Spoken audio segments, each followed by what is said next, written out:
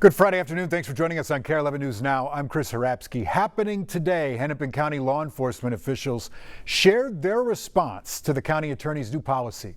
The county attorney's office announced on Wednesday that they will stop prosecuting cases stemming from traffic stops when they're triggered by minor violations that don't pose a public safety risk. That policy will cover traffic stops that resulted from expired registration tabs, broken windshields, and other minor equipment violations.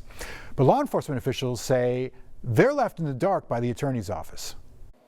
When we take the oath to become police officers, we swear to serve, to protect, and to uphold the laws of the state of Minnesota. We do not pick and choose which laws to enforce.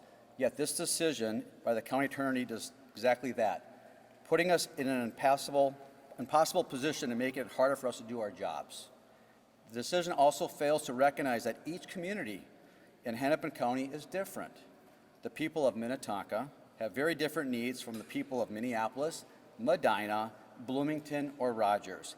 Yet this policy paints every community with the same broad brush.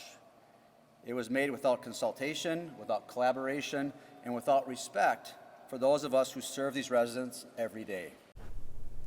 Hennepin County Attorney Mary Moriarty says it's a necessary change, says pointing to studies showing black drivers are stopped and searched at a much higher rate than white drivers for minor infractions. Non-public safety traffic stops harm our community, in particular our black and brown community members. Police can be doing addressing serious public safety hazards instead of just looking at a mechanical issue and pulling over a car. Right now, we got an update to a KARE 11 investigation uncovering fraud in Minnesota's Housing Stabilization Services program. Right now, 8 people are facing federal wire fraud charges for their alleged involvement in a years-long fraud scheme of a system that's meant to help those struggling with addiction. Prosecutors claim the defendants billed Medicaid for fake meetings and services that were never provided. The level of fraud in these programs is staggering. Unfortunately, our system of trust but verify no longer works. Authorities say more indictments are expected to come down in waves. Happening today, dozens of pro-Palestine supporters will gather in St. Paul to rally behind activist Mahmoud Khalil. Yesterday, a judge ruled that Khalil will be deported to Algeria or Syria after he left out key information on a green card application. He was first detained back in March as part of President Trump's crackdown on pro-Palestine protests at Columbia University. That rally starts at 4. It's on Snelling and Summit Avenue. A few months ago, state leaders from both parties took a pledge to set aside politics and find common ground. But as Kent Erdahl explains, it's going to take a lot of us all to co-sign.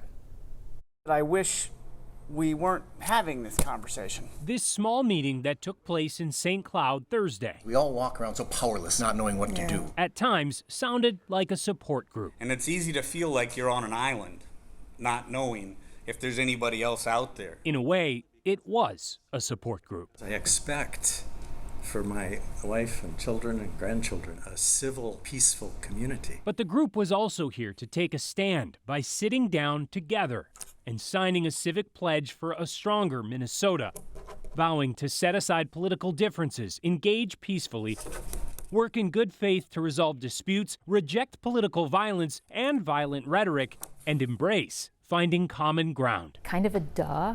You know, like you look at it and you're like, well, yeah, of course, we all agree with this. Shannon Watson is the executive director of Majority in the Middle, which has been working to improve civility in politics since 2020. But after the assassination of the Hortmans this summer, she brought together a group of bipartisan legislators to sign the pledge in hopes of lowering the temperature. So as you all know, in the months since, seems as though things haven't really gotten a whole lot better. She says last week's assassination of Charlie Kirk adds even more urgency to events like this that will take place across Minnesota this fall. It's not easy to stand in the middle of any kind of division, to say this isn't okay and we want something better, but you are today. There are a lot more people out there like us that want to be together. Wilk Wilkinson works with Braver Angels, a group committed to bridging the partisan divide, and hosts a podcast called Derate the Hate. One of the greatest unmet human needs we see in our population today is that need to be heard.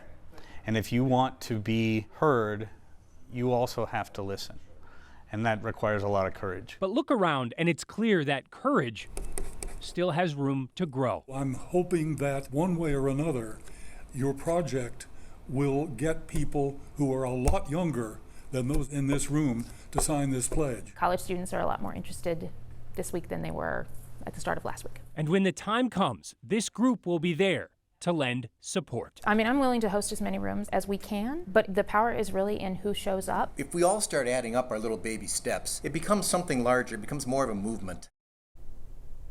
Kent Erdahl reporting there. The Civic Pledge for a Stronger Minnesota will come to Rochester on Tuesday and then over to Duluth the following week. You can also check it out and sign it online if you'd like, or find out how to host your own signing event. Today, authorities are investigating after shots were fired late last night on the campus of the University of Minnesota. And overnight, officials gave us the all clear after reports of gunshots at Rapson Hall. This was the scene about 9:30 last night. According to the university, there was a student group event happening inside the building at the time when shots were fired, with roughly 300 people in attendance. Students describe a chaotic scene. We were sitting upstairs in our study room, and all of a sudden we hear 4 super loud gunshots. We assume they were fireworks with people at our window.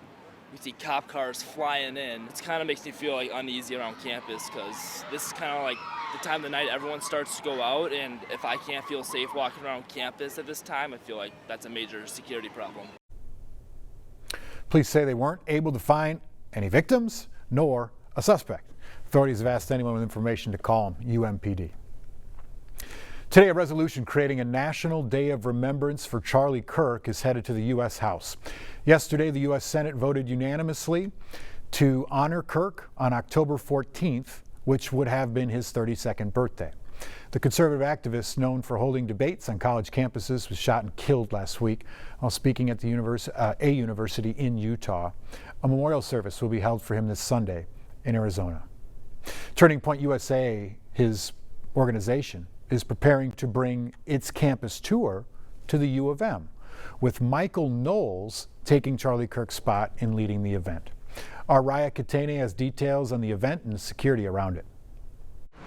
In just 3 days, Turning Point USA will bring its movement to the University of Minnesota campus without the organization's founder, Charlie Kirk. The event has been on some University of Minnesota students' radar for months. It's kind of been a big thing, people have been planning to go. U of M students Lily Wood and James Foistel say it's something that has many students interested, including those who don't agree with the views of the late 31-year-old, a prominent conservative voice and staunch Trump ally. In the circles I'm in who aren't Republican, it was still a big thing. It was still a big talking thing, and a lot of people wanted to go to it. Now titled the American Comeback Tour featuring Michael Knowles, the event will take place Monday evening at Northrop Hall.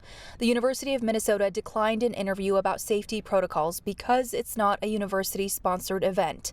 In part, a statement from the U says ensuring the safety of all at the university while also providing places for the robust exchange of ideas is our foremost commitment. I'm confident that the security professionals at the University of Minnesota event will have taken the lessons from some of these other incidents and probably have figured those into their security schematics. Kyle Loven, who's now retired, spent more than 20 years in the FBI, serving as a special agent and chief division counsel in Minneapolis. With the heightened security awareness environment that we're in, it's something that has to be taken very, very seriously as we move forward with these events. A security wish list, Loven says, would include metal detectors, mobile security teams around speakers and attendees, as well as on rooftops of nearby buildings. But just as important, Loven says, is each person's awareness of their surroundings and reporting anything suspicious to authorities. U of M junior Riley Otto plans to attend on Monday and says he hopes political events continue making their way onto campus. I think all big events, they have that safety concern to them, and I think it's tragic that Mr. Kirk won't be here with Turning Point for the event. Happening today, protesters were seen clashing with ICE agents outside the Immigration and Customs facility in Broadview, Illinois. Video shows ICE agents dragging protesters outside the suburban facility as authorities tried to disperse the crowd, which was blocking the entrance for federal vehicles. Several people were detained. Eventually, the agents resorted to using tear gas. Some protesters shared what they have been seeing on the scene. what is happening here is it's crimes against humanity, plain and simple. This is a processing facility. People are not supposed to be here for more than 12 hours at a time. And they are being held for days or even weeks at a time without beds, without hot meals, without hygienic products. These are people being kidnapped off the streets by masked men. We don't know who they are. If now is not the time to stand up, I don't know when is. Today's demonstration was against the Operation Midway Blitz, which targets undocumented immigrants with criminal records in Chicago and throughout Illinois. All right, take a look at this. We have, man, it's just incredible video, isn't it? This is in Hawaii, where Kilauea volcano is putting on a spectacular display. It's a fiery river of lava. We've seen slowly rolling down the sides with volcanic gas emissions reaching up to 10,000 feet high. Authorities say that the activity is confined to the Hawaii Volcanoes National Park and will not impact commercial flights. According to the U.S. Geological Survey, this is the 33rd episode of an ongoing eruption that began late last year and has been off and on almost every week since. Stick with us. We got more news and weather coming up after the break.